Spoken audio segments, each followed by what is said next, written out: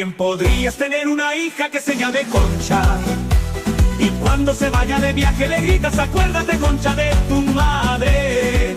Y yo a mi hijo le pondré condón, me lo agradecerá, porque cuando vaya a secundaria decidirán si van a tener relaciones que sea con condón, o bien tener una hija y ponerle Lucía Fernanda y meterla a una escuela de monjas, para cuando la vaya a buscar yo diga: vengo por Lucifer. Yo si llego a tener una hija le pondré su verga, para que cuando tenga novio él me diga: señor, estoy enamorado de su verga.